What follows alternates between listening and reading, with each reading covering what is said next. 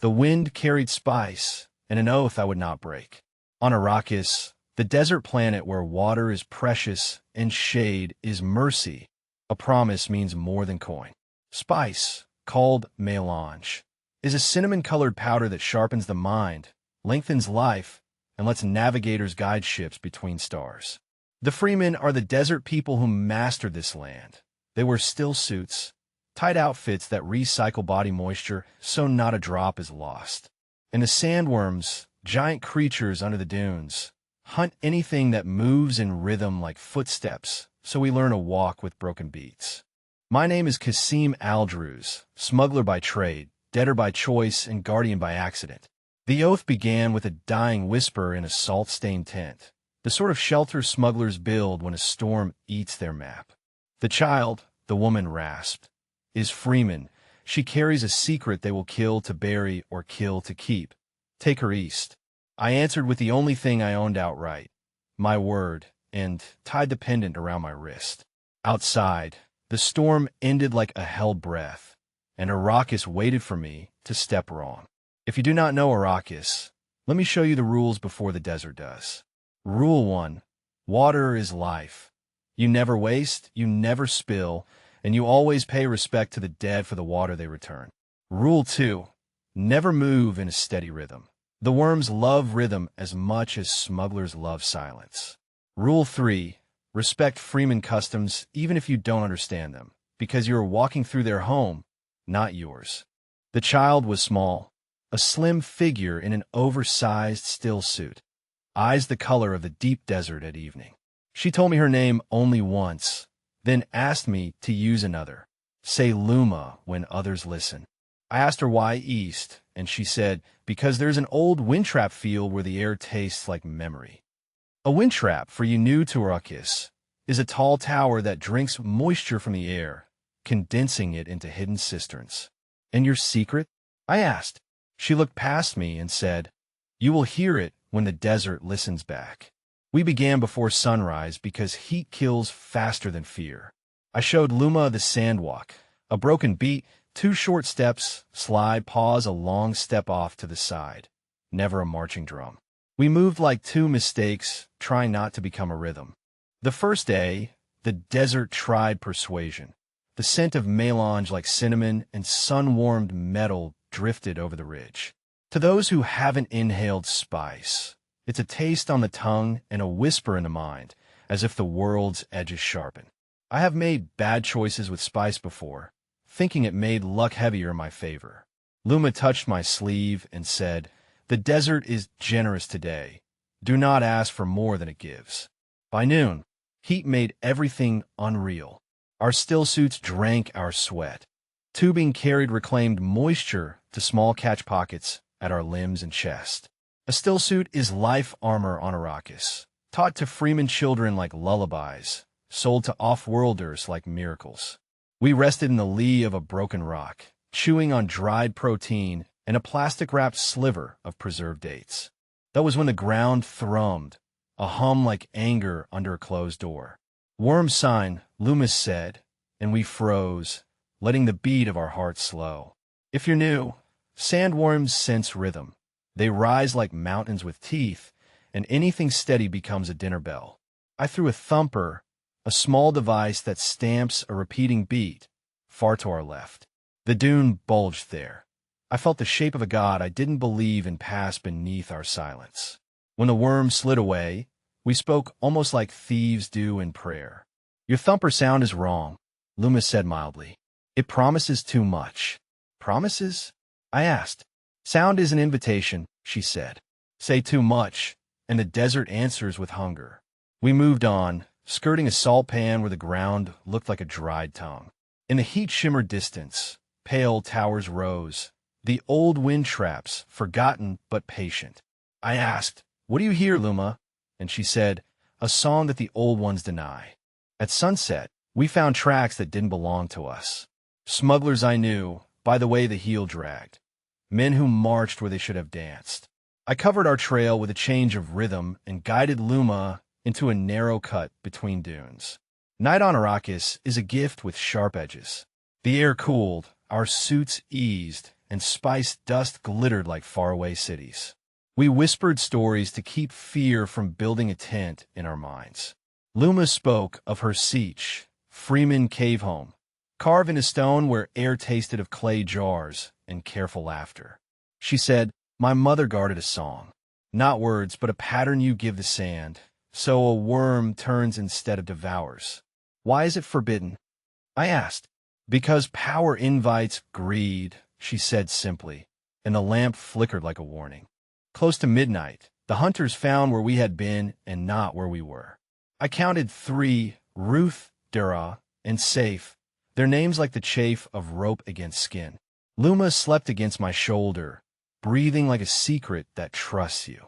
Dawn pulled us from the cut and into an ocean of gold. We ate, we checked seals, we said a quiet thanks to the moisture we carried. East waited, and East was patient. To understand why the wind traps mattered. On Arrakis, communities hide water in caches, guarded and counted like bloodlines. A forgotten field of traps could mean a siege reborn, or a war over who drinks first. I told Luma, "I don't want to sell your secret." She replied, "Then don't." Midday, a dust roar rose like a curtain tearing, a Coriolis storm brewing from the far flats. We ran our broken beats into the shadow of an ancient harvester hull half buried by time. Inside the ribcage of the dead machine, spice-stained metal smelled like old labor and interrupted prayers. Storms on Arrakis are teachers who grade on a curve of scars. We sealed masks, closed our eyes, and waited for the world to forget us. In the howl, spice found my lungs and memory unlocked. My father, laughing as he lost every coin to a promise he loved too much. I remember the first time greed used my face. I sold a map twice, and a family followed the wrong version into a storm like this. Their bones probably watered someone else's garden now. On Arrakis, even guilt is recycled. Luma's hand found mine in the dark of the harvester, and I felt less haunted. When the storm passed, we crawled out into a world rearranged.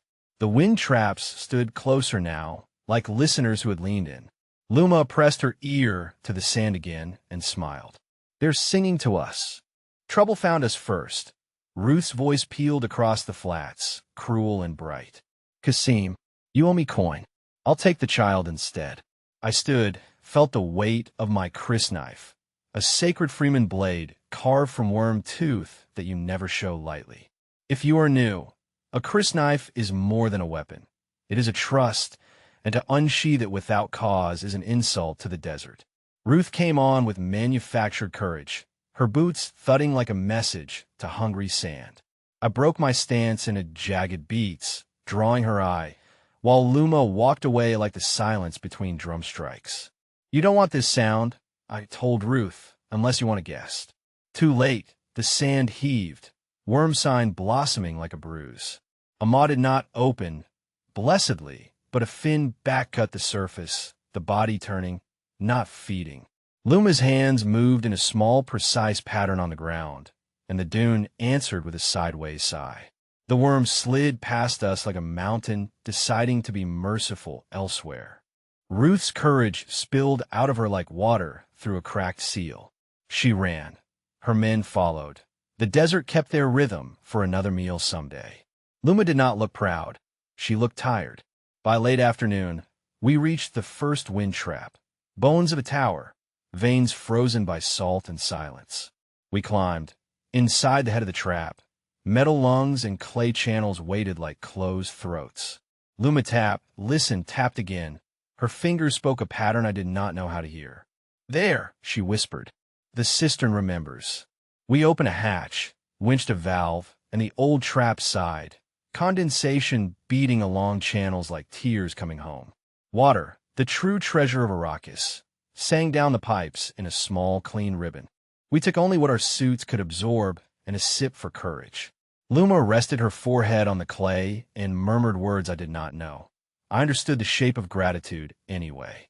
I turned away to give her privacy and saw trouble waiting in the sky, a carrion ornithopter circling like a lazy question. The thopter's shadow passed once, twice, then drifted toward the east, a warning that curiosity had noticed us. We had to move, and faster. Rapid travel on Arrakis means risk. You either borrow a worm's attention or borrow the wind's. We chose wind. The sand sail caught a steady current and pulled us over the flats, our feet light, our bodies floating above patience. Luma laughed for the first time, and I felt lighter than water. In that moment, I imagined what the secret could do if I sold it, and I hated the part of me that counted. The next tower in the field sat intact, shaded by a half-collapsed canopy of woven plastic. Inside, we found marks, Fremen tally cuts, recent enough to still feel sharp. Someone had been here, maybe Luma's people, maybe those who wanted her silence. We were not alone. A voice like metal scraping said, "Leave the girl." Safe, the quiet blade among Ruth's crew, stepped from shadow. Dara blocked the exit. Ruth leaned in the doorway with a grin she had not earned. I set my crysknife down on a coil of rope and lifted my empty hands. "Take me," I said. "She is Fremen. You do not want that fight." Ruth snorted. "You think anyone will come for her?" Luma stepped into the narrow light and said, "Yes." A low tremor answered. Not a worm yet, but something like a tension turning. Luma tapped a pattern against the floor, gentle, angled, not summoning, merely asking. Safe lunged. I moved the way regret moves, fast, late, but enough. The fight was messy. Elbows, sand, breath. No one wins a pretty fight on Arrakis. Dara grabbed Luma. I broke her grip with the butt of my knife in a prayer to anything listening. Ruth went for the blade I had set down. The floor under her betrayed her with a long sigh. The cistern chamber beyond had eroded. Ruth's weight opened a seam. We fell like coins into a jar. Cold air hit us, a miracle and a trap. Water glimmered below, like a second sky. I caught Luma on the collapse edge. Ruth splashed, cursing as cold claimed her bravado. "Up," I told Luma, "and run." She shook her head. "We help." We lowered a line. Ruth's eyes showed something new. A person who realized she loved breathing. We pulled her out together. The rope burned my palms and cooled something worse. Dara and Safe lay stunned. I took their knives and their pride, and then their promise to walk west and never look back. "You'll die out there," Ruth said hoarsely. "Maybe," I answered, "but not by our choice." We left them water enough to live if they respected it. On Arrakis, mercy wears a ledger. In the tunnel out, Luma finally told me the shape of her secret. "The song isn't to steer a worm," she said. "It is to ask the sands to share memory." "Memory?" I asked, feeling ignorance like a pebble in a boot. "The dunes keep stories," Luma said. "Each ripple remembers wind, each grain the path it took. Combine enough, and the land speaks." The pattern her mother guarded coaxed old paths to the surface. Roads under sand, lost sieges, buried traps, and places where worms prefer not to feed. "It shows the way east," she added, "and the way home." We followed the remembered road as it rose out of the blank. The desert grew quiet around us, a listening vastness, like we were walking inside a hell breath. I realized my oath had changed shape. It was no longer deliver the child, but protect the voice that lets the land speak. At the field's eastern edge, a rock outcrop rose like a broken tooth. A door waited there, half swallowed by time. A siege outpost, old and empty, or not. Luma tapped her pattern at the threshold. The dune around us settled, as if granting permission.